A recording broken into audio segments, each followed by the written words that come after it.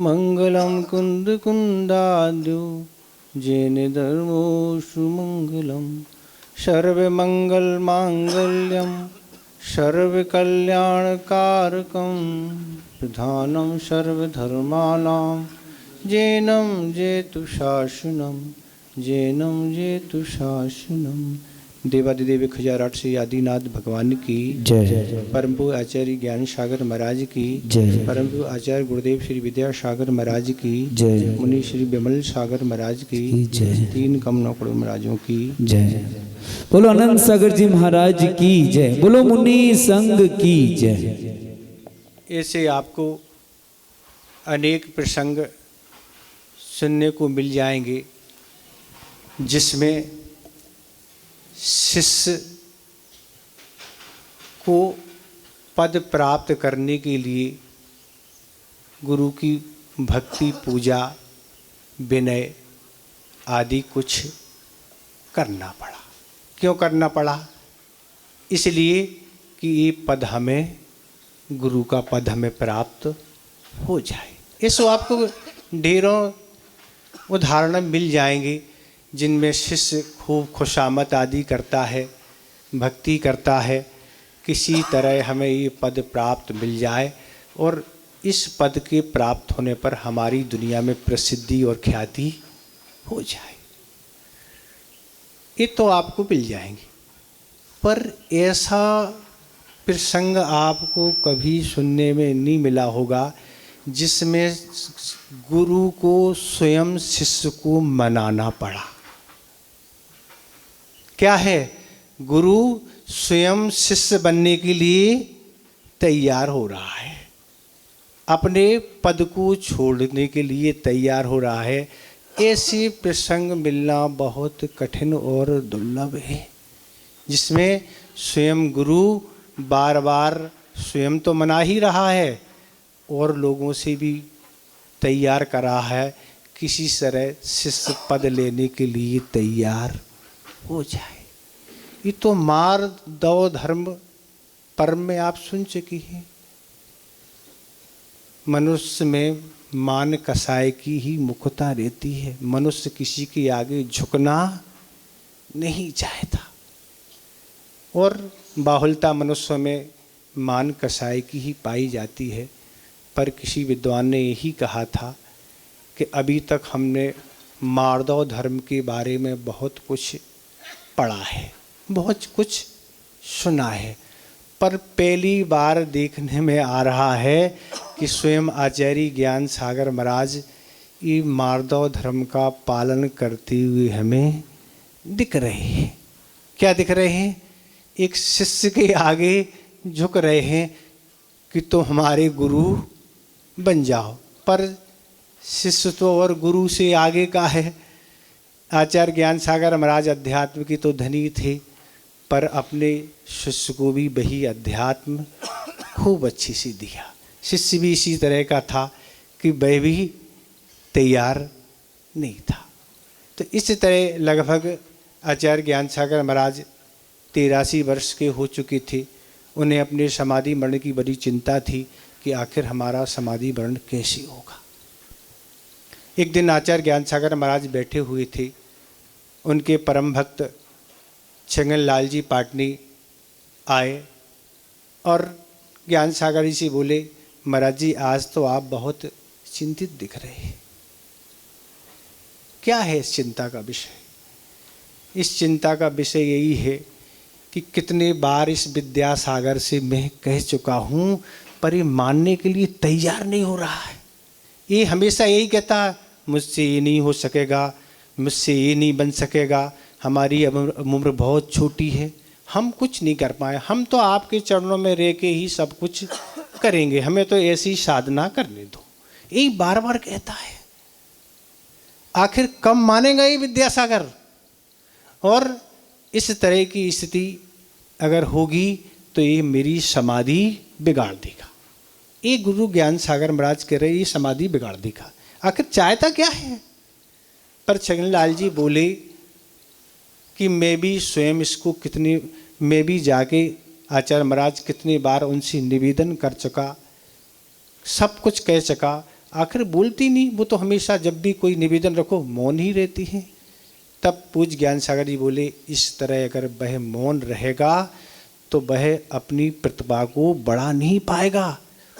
उसमें कितनी प्रतिभा है ये मैंने स्वयं देखी है।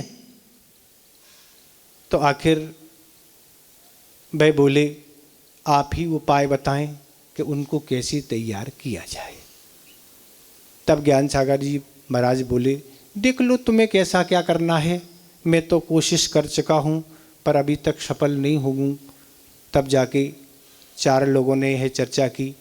आखिर आचार्य ज्ञान सागर महाराज बहुत चिंतित हैं और इस चिंता को अपन सबको दूर करना है। चार लोग मुनि विद्यासागर महाराज के पास पहुँचे, सारी बात बताई कि आज पहली बार हमने आचार्य ज्ञान सागर महाराज को बहुत चिंतित देखा है। और यहाँ तक उनने आज कह दिया कि विद्यासागर मानता नहीं है तो निश्चित मेरी समाधि बिगड़ जाएगी। तब विद्यासागर महाराज बोले, नहीं, मैं समाधि उनकी नहीं बिगड़ने दूंगा।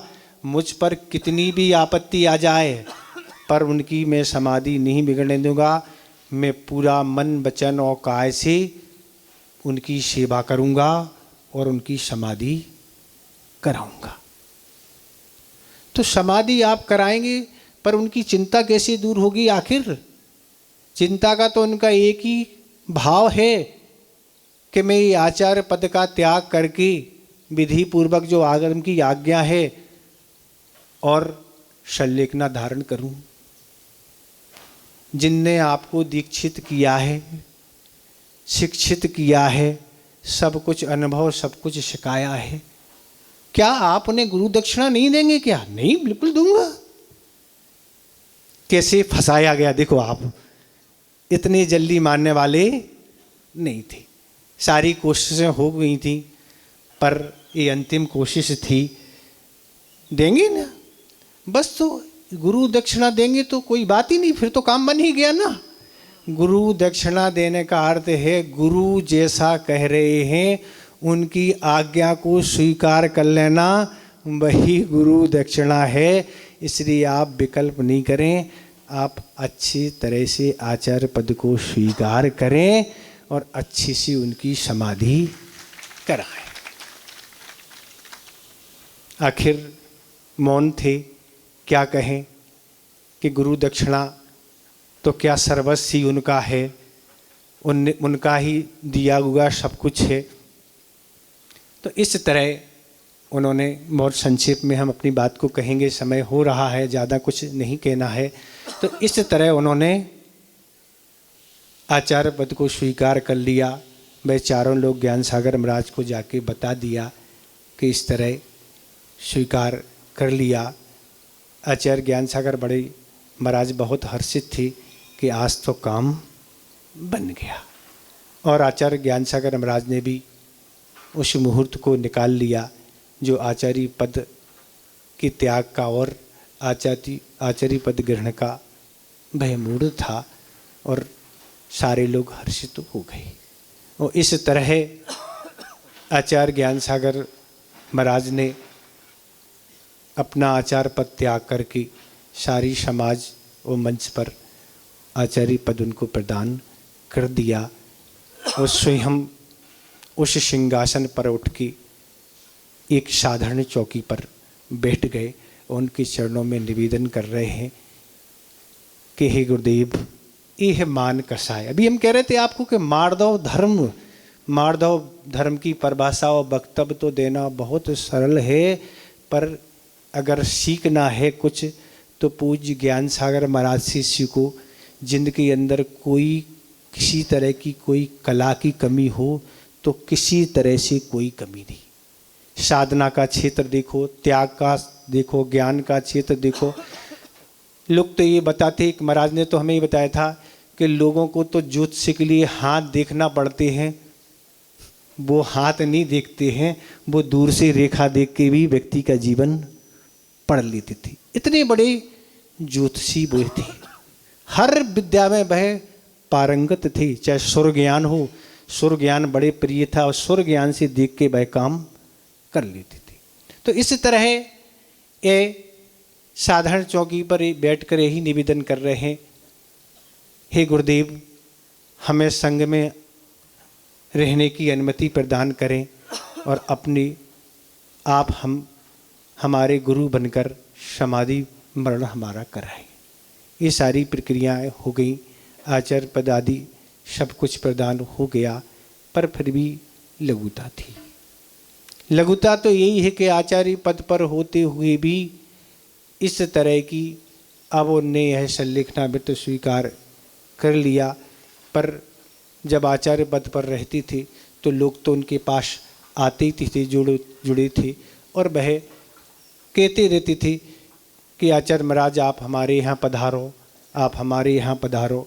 जब आचार्य पद त्याग कर चुकी और आचार्य ज्ञान सागर महाराज एक दिन बैठे हुए थे, तब सेठ भागचंद जी सोनी आए और कहने लगे, आचार्य श्री आप इस साल हमारे यहाँ चतुर्मास कर लें तो बहुत हम लोग को खुशी होगी। तब पूज्य ज्ञान सागर महाराज का क्या उत्तर था, भैया मैं तो संघ का एक सदस्य हूँ, आचार्य विद्यासागर वो बैठे हैं उनसे निवेदन करो, मैं कौन होता ना। ये कहलाती लघुता कि आचार्य पद के प्रति अगर पीढ़ियों से अपन लेखन करें तो 3-4 पीढ़ियों का केवल अंतर होगा, कहाँ 82 वर्ष की उम्र और कहाँ 26 साल का एक छोकरा। पर किसी ने यह भी एक प्रश्न आचार्य ज्ञान सागर महाराज के पास रखा था, जब आचार्य ज्ञान सागर महाराज आचार्य पद दे चुकी थी, कि आपके पास तो अनेकों शिष्य थे पर विद्यासागर को ही आपने आचार्य पद क्यों दिया? आचार्य पद देके उनको ही बड़ा बना लिया। तब पूज्य ज्ञान सागर में यही कहा था कि जितने गुण विद्यासागर में थे उतने गुण तो हम में भी नहीं है, इसलिए हमने उनको आचार्य पद देके बड़ा बना लिया। ये उनकी थी लघुता।